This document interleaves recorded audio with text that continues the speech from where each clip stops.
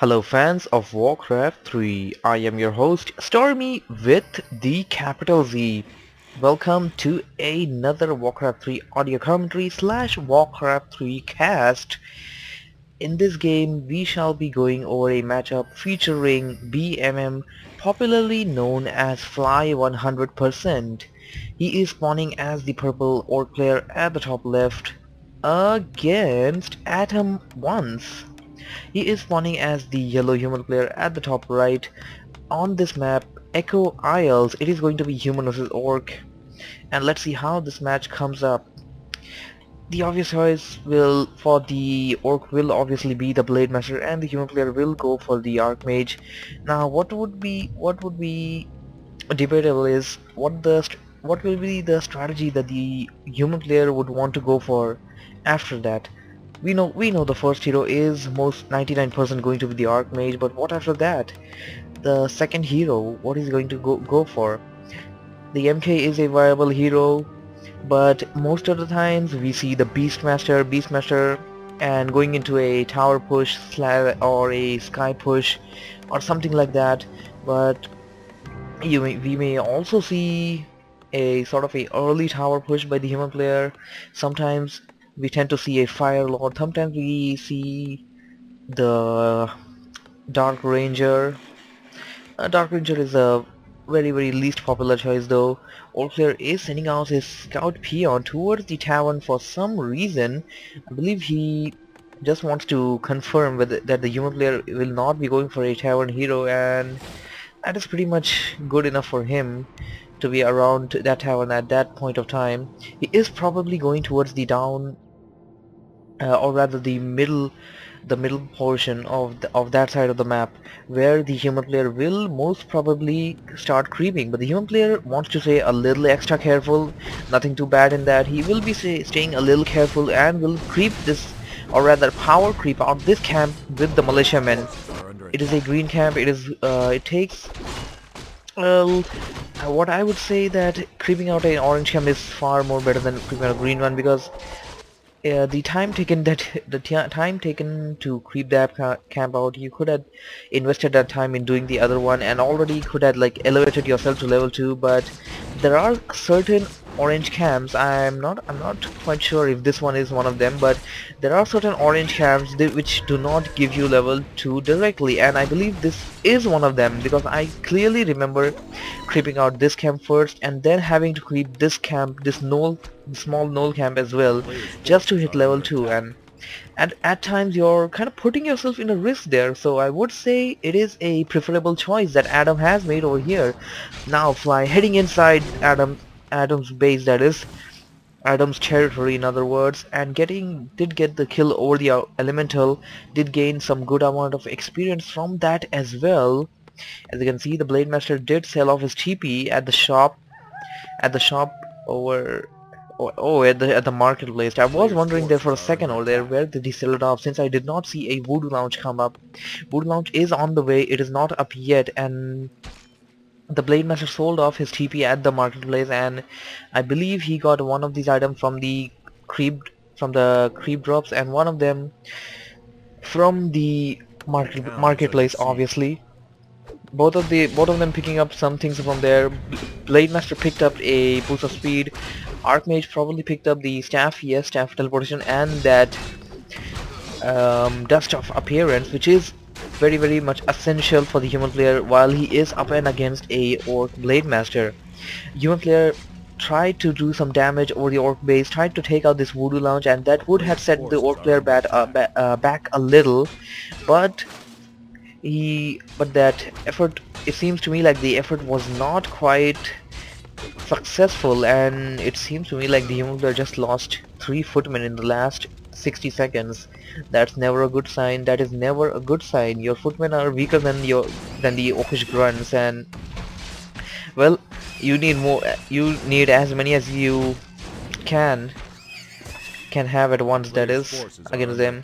And as you can see, the human player is has crept out this camp, in other words, and has rather hired those trolls, the Shadow Priest and the Berserker, Orc player now creeping out that the same particular camp or at his side of the territory and did hire the Berserker, although I don't think he would be hiring up the priest, although the priest is a pretty useful mercenary at the early point of the game. Now the human player gonna go after that Merle of Nightcrawler, kill it, take all the items, and then elevate himself to level 3 and then teleport back to the base. I don't really know why did he want to do that, but I believe he wanted to do something fast. And okay, I see what he's doing. I see what he is doing. He teleported himself back to the base and sent those two mercenaries to the tavern, and I believe this is going to be a tower push. The Beastmaster should be spawned from here, and he did buy those ivory towers from the arcane wall. The keep is ready, and I believe he's waiting for the resources. He has enough resources. Oh, okay, he's waiting for the food there. He's down on supply, and the orc player has reached level rather tier 2 as well. Obviously, playing at this level, you obviously have to reach tier 2 at that point, and his spirit walker, I mean Shadow Hunter, is almost out. Then the second hero for, oh boy, second hero for the human player is the Fire Lord heading in with that troll Shadow Priest, and this tower push might just be the key answer to Fly's very much own age in the game. Fly has been pretty much dominant throughout this game thus far, but let's see how this tower push works out. If the human player manages to plant these towers within the orc base, he will be able to win this. He will be able to take this game away, and let's see how he does it using the Fire Lord and the Archmage's summoned units. These the Fire Lords, Lava Swan, and the Elementals work out really well with each other. And these guard towers are almost up. Oh boy, that is bad for the orc player. Although orc player is still on the move, he has managed to kill a few units and he's going after the towers. That's what he should be doing. Human player massively repairing him with those workers. One tower's up, other one is almost up, and it's up there, it's up. Oh, human player has to do something, has to keep this up, but if the orc player manages to take out these towers, human player will fail, will not be able to win this game. And the orc player right now still has both of the heroes pretty much alive. One's down at hit points, and oh my, the Blade Master might just die over there, although he has a lot of mana. Oh boy, he had it prepared, and oh, the Blade Master died. Blade Master died. Adam, you're gonna beat Fly here. Fly, one of the best players out there, one of the best orc players out there, in other words. After Grubby, him, Lin, and Focus were the only really good orc players left that had a chance to be king of the orcs in one if that something that actually makes sense. And okay, building an arcane vault right outside the orc base, that's adding insult to injury. That's something usually the orc players like to do, but this and the human player is doing. And oh boy, the lava swans have been timed out or killed. Right now the human player is under massive pressure. The human player really need to maintain this push, otherwise he is going to lose this whole game. At the same time, the orc player is also down to really less number of units, and that Shadow Hunter, if that Shadow Hunter dies, I mean, I don't think he's gonna make it.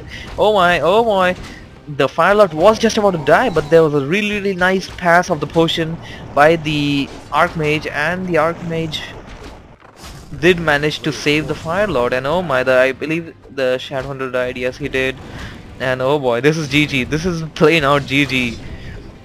Even with the sloppy start that the human player had, he somehow managed to surprise Fly and get in there and just take this game away. And he is, as you can see, he's not building the towers using the peasants, although you can do that.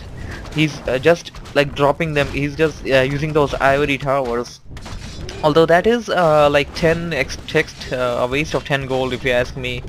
But then again, with how fast they come up, I believe that's worth it, because if you want them up fast enough, you'll have to like waste gold and lumber both over them while those peasants are repairing them while under construction. You know what I mean. Oh boy, here comes the Blade Master, and I believe the Fire Lord got Ignite. If he got Soul Burn, the Blade Master will not be able to use that wind walking ability of his.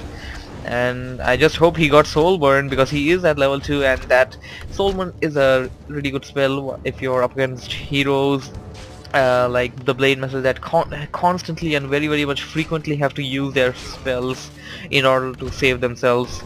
Oh boy, just look at the number of these towers. The human player has almost formed a tower fortress over here. Those things are doing massive amount of damage. Our player has set up a watchtower behind his base. He does have that war mill, but well, his barracks is down. What I was about to say was most of the time when these type of tower rushes are planted in the orcish base, the orc players tend to go for the barracks demolisher, but never mind, because the demolisher cannot spawn, well, because the barracks is dead. Barracks has been destroyed, and soon enough the altar will be destroyed as well. The altar will be destroyed before the shadow hunter comes out, and that sets back the orc player a little even more. Well, this is it, I guess. This is it. Oh boy! I was wrong. The Shadow Hunter has been revived, although our player is... he can't make it, man. Okay, he had a beastery down there. Well, I don't know what he can do with the beastery, but the one thing he can do is get back there, hire a few mercenaries, come back and try destroying those towers, or rather kill the heroes first, because that's just what he is considering doing. That hex away the Archmage. Archmage was down to about 25% of the hit points, and now gonna go after the Firelord. Firelord is a very vulnerable hero to any such direct attacks, and well, the Archmage backstabbing that Shadow Hunter, and the Shadow Hunter cannot be revived using the altar since the orc player does not have any altar remaining. Now we're just gonna see a repair versus tower battle for a while until one of the players give up, or rather Fly gives up, because I don't... just look at these towers, just look at them. There's no way he's coming out of this. There's no way he is coming out of this. Not with his altar down, not with his barracks down. If he actually had something to produce, if he actually had something over there, he could at least build something. He could have at least gotten something to get out of this little situation over here. He is going for the tower, and oh boy, that's a desperation move, you ask me. I mean, reviving your hero to the tower at such a condition, I don't think that's gonna be beneficial. He goes to the shop, buys a potion of invulnerability, and I believe he wants to go for a direct attack over the Firelord, or well, the Firelord can die really easily to the Blade Master if you see to it. Although the hit points are pretty much similar, but oh, and just what I said, Firelord can die to the Blade Master really easily. The thing about the Archmage would be that you do most of your time keep it a little back. I'm not sure actually. Is the speed of the Archmage faster than the Firelord? I believe it is. The speed of the Blade Master is also faster, and the Firelord has... oh, okay, that's it. Just GG already. It's done. It's over.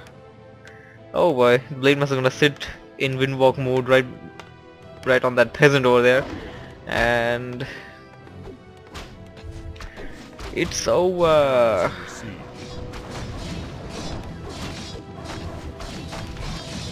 GG. Oh well, that was a quite surprising matchup, especially after the not so good start of Adam. Lin managed to kill about 3 or 4 footmen at the very start and did not lose any of the grunts. Adam didn't really have any footmen over there while he was creeping out the orange camp, and still he somehow managed to buy time, managed to get his hero to level 3, not level 2. And just as he hit tier 2, he got that Firelord and directly went for the tower push. Lin... wait, did I say Lin? I mean Fly. Yeah, Fly. Get in your head, Stormy. Fly did play well. I wouldn't say he played anything bad, but I believe his timing or his scouting just wasn't that effective at this time. His scouting just didn't play out well, and I believe this is just why you need to keep your Blade Master running around the map while your Shadow Hunter creeps and stuff. Although his Shadow Hunter wasn't even out until the time the whole tower rush came. So, well, if you had to conclude this matchup, all I can say is Adam got Fly by surprise, because if you see to the microing, I didn't really see Adam that good at the microing. Yeah, Lin. Oh God, not Lin. Fly. Fly is far better if you ask me in terms of microing. But somehow, some way, Adam managed to win. Anyways, this is a best out of 3. If you guys want, there are 2 other games. I will be casting them soon enough. If you guys want, that is. If you have enjoyed, do not forget to hit the like and favorite button, as it supports the video directly. If you think you want more, just subscribe. And you have my gratitude for watching this video. Thank you. That is pretty much about it. Z out. Bye bye.